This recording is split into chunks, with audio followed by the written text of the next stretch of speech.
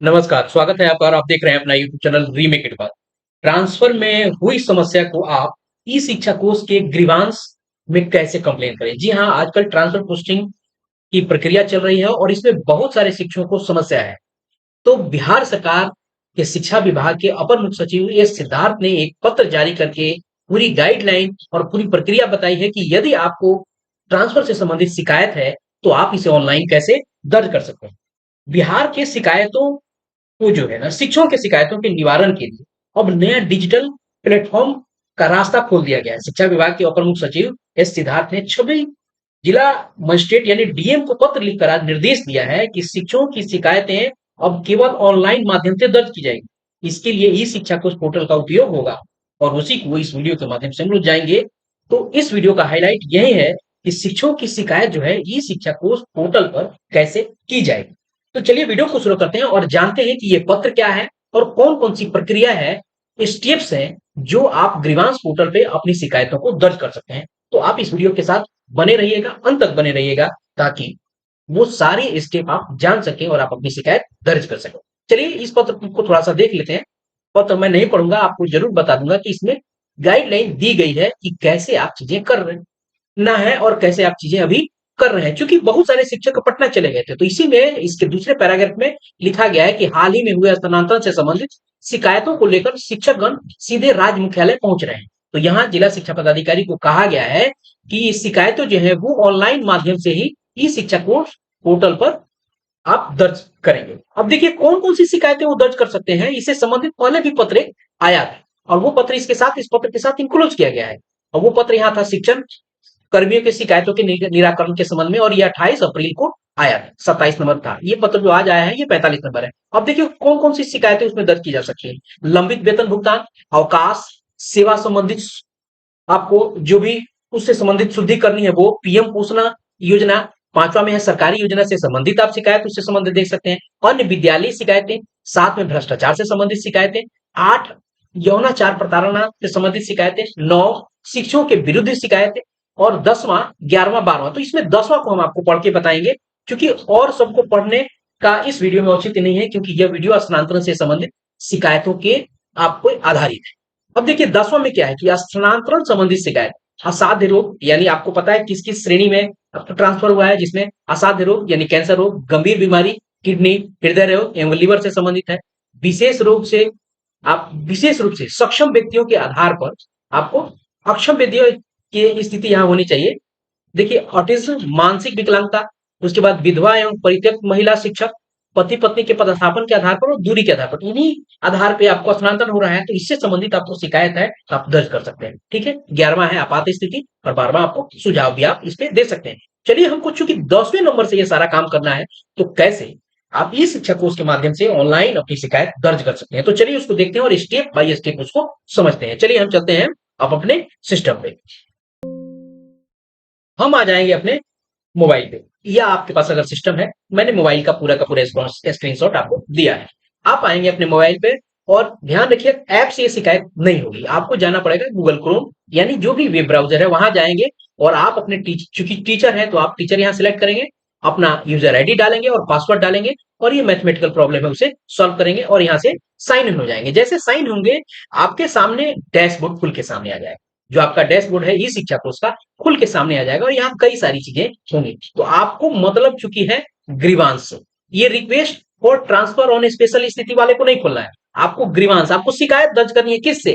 इसकी शिकायत दर्ज करनी है, तो इसको खोलने की जरूरत नहीं है, इसकी तो शिकायत करनी है। तो शिकायत वाला आपको आइकन यह है, जैसे इस पे क्लिक करेंगे तो आपके सामने एक चीज खुल के फिर आ जाएगा और उसमें आपको दिखेगा, एक दिखेगा यहाँ ग्रीवांस रेज्ड बाय मी, मेरे द्वारा उठाई गई शिकायत।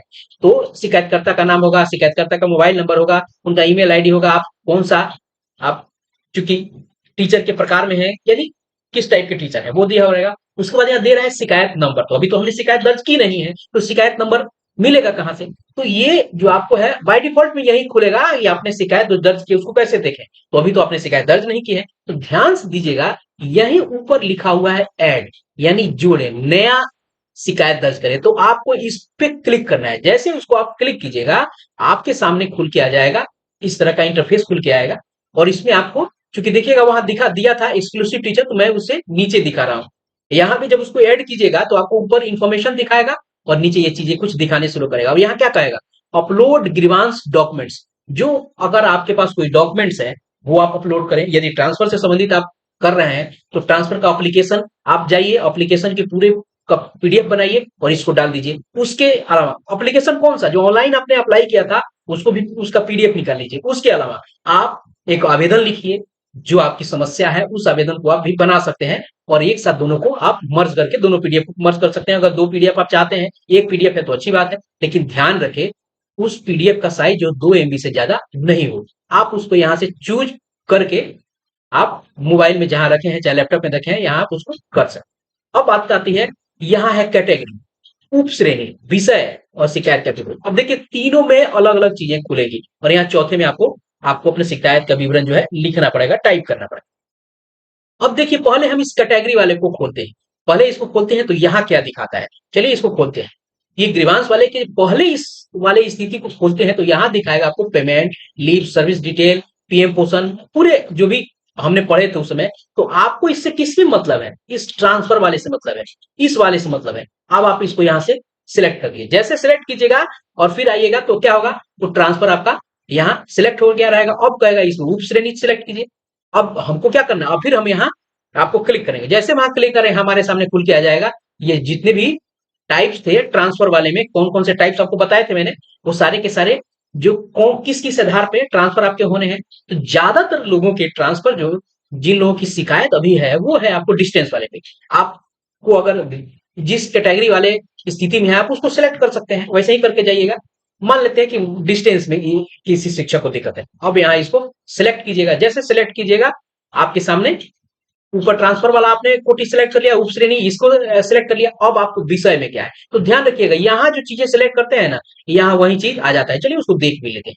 अब जैसे यहाँ जब आप क्लिक कीजिएगा तो यहाँ ऊपर वाला उप श्रेणी जो है ना उसी को ये दोबारा यहाँ रिपीट करता है, उसी को सब्जेक्ट विषय बना देता है। अब आपको क्या करना है, अब आपने यह तो सिलेक्ट कर लिया, इसे सिलेक्ट करके यहाँ आपने कर लिया। अब देखिए क्या बनेगा, अब यहाँ आपने सिलेक्ट कर लिया।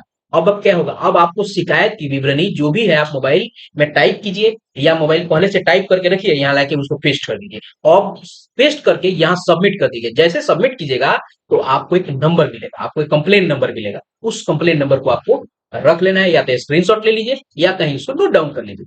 ध्यान रखिएगा ये जो इसमें जो आपको अपनी समस्या लिखनी है वो 250 कैरेक्टर में ही ज्यादा से ज्यादा लिखनी है, इस चीज का ध्यान रखिएगा। तो बहुत सारी चीजें जो आपको लिखनी है तो अपना आवेदन जो बनाइएगा उस आवेदन में ही लिख लीजिएगा। यहाँ शॉर्ट में अपनी इंफॉर्मेशन आप इस शिकायत के विवरण वाले डिस्क्रिप्शन बॉक्स में आप देख सकते हैं। अब जब इसे आपने कर दिया, सबमिट कर दिया, आपके पास कंप्लेन नंबर मिल गया। अब आप चाहते हैं उसको देखना, आपने कंप्लेन तो कर दिया लेकिन कंप्लेन का स्टेटस क्या है, कहां तक गया है, तो उसको कैसे करेंगे, तो उसको फिर हम क्या करेंगे, जैसे ग्रीवांस पे गए थे और ग्रीवांस पे गए थे तो कैसे ये चीजें खुली थी, तो यहाँ आपका डिटेल दिया था, इसी में हम आपको थोड़ा सा नीचे आइएगा और यहाँ आपने आपके स्क्रीन पे इतना देखेगा तो अब आप क्या करना है, फिंगर से आपको इस पेज को ऊपर लेके जाइएगा तो नीचे जाएगा ये चीज।